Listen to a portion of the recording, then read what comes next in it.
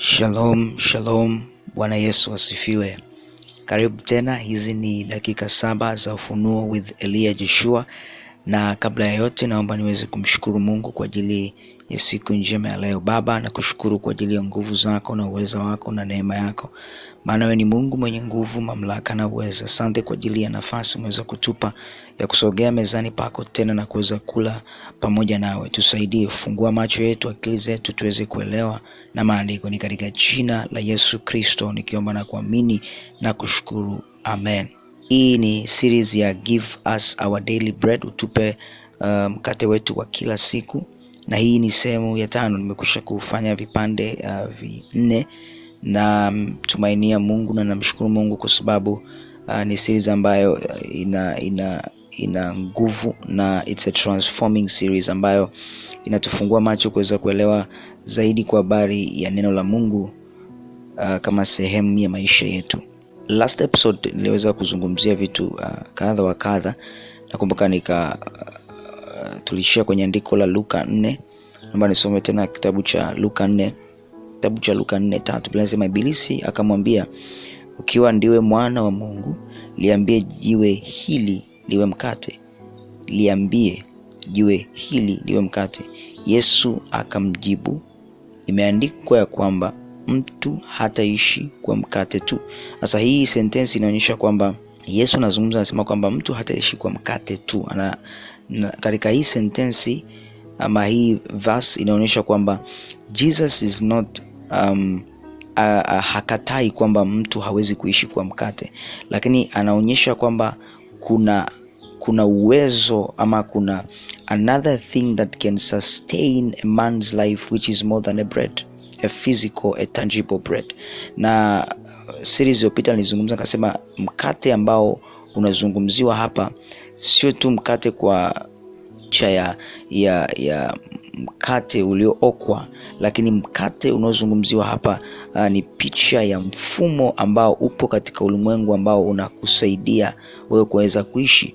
Sasa Yesu anasema kwamba imeandikwa ya kwamba mtu hataishi kwa mkate tu. Alafu anasema bali kwa kila neno litokalo kinywani mwa Mungu. Biblia inasema in King James version, Jesus answered him and saying, it is written that man shall not live by bread alone, but by every word of God. Sasa nikazungumza nikasema kuna mfumo ambao uko ulimwenguni ambao unatusustain kuishi, ama there is another bread that can sustain our life. Nikasema mtu ili uweze kuendelea, roho yako iendelee kukaa kwenye mwili wako, maana yake lazima pia uendelee kula. Unapoacha kula maana yake mwili unadhoofika na roho inatoka, na roho inapomtoka mtu maana yake huyo mtu anakufa. Lakini Biblia inasema kwamba Yesu akamwambia Ibilisi, akamwambia mtu hataishi kwa mkate tu, bali katika kila neno litokalo kinywani mwa Mungu. Sasa neno litokalo kinywani mwa Mungu maana yake anazungumzia rema. Kwenye episode zilizopita niliweza kuzungumzia about rema and logos, kwamba logos it is the written word of God. Logos ni neno la Mungu lililoandikwa. It was once rema, but it's no longer rema because it's already been written. And rema it is an inspired word of God which is not written word of God. Sio lo neno ambalo limeandikwa, ni neno lililozungumzwa.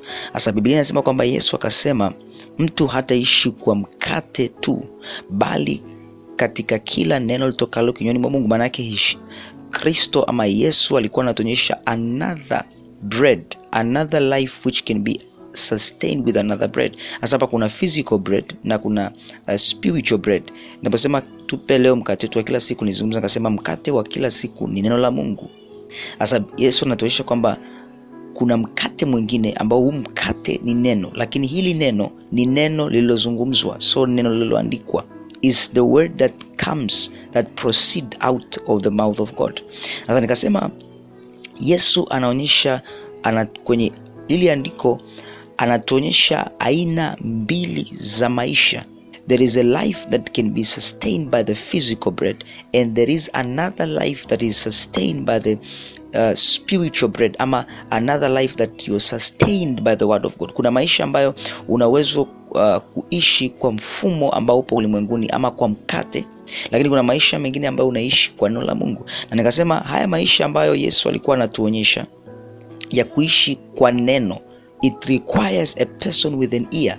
Inahitaji mtu mwenye sikio ili uweze kuishi kwenye haya maisha ambayo Yesu anasema mtu hataishi kwa mkate tu ila bali katika kila neno litokalo kinywani mwa Mungu, kwa sababu ni neno linalozungumzwa. So you need to have an ear to hear that word that has been spoken to your life for you to be present and for you to live in that life that Jesus is speaking about, the life of the word.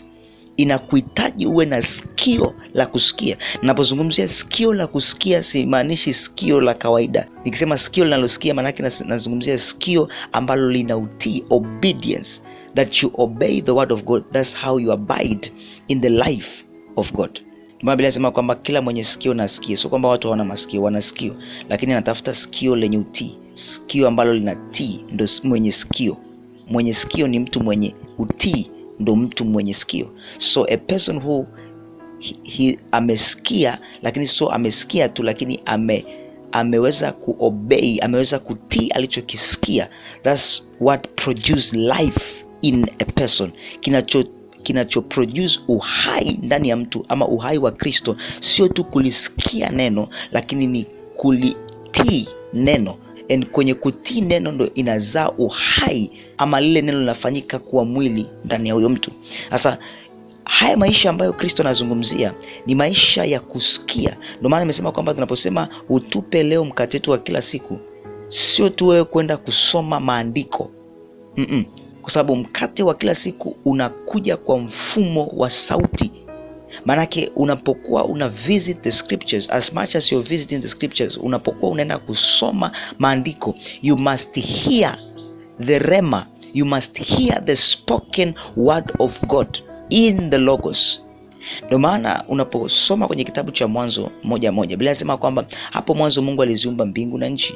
Lakini naendelea Biblia inasema kwamba akasema na iwe nuru. So tunaanza kuona Mungu akiumba ulimwengu. Tunaona Mungu akiweza kuumba vitu kwenye ulimwengu kwa kutamka, by a spoken word of God. It means in the spoken word of God, kwenye neno la Mungu linalozungumzwa ama neno ambalo linatoka kwenye kinywa cha Mungu, hilo neno lina nguvu ya kuumba. Kwa hiyo nguvu ya uumbaji, hiyo nguvu ipo katika neno linalozungumzwa kutoka kwenye kinywa cha Mungu. The creative power of God, it is found in the spoken word of God, in the inspired word of God, in the rema, in the spoken word of God. Kwa hiyo kila siku utaweza kuumbwa na kitu ndani yako cha kiungu. Kuna uhai, kuna nguvu itaumbwa ndani yako if you are only going to hear the spoken word of God, the inspired word of God. That's what will create something in your life. Utaanza kuona unabadilika, utaanza kuona a change, because there's a spoken word of God that you hear, and that is the daily bread. Tunaendelea na series hii. Mungu aendelee kukupa nguvu na kuendelea kukaa kusikiliza. Mungu akubariki sana, tukutane wakati mwingine.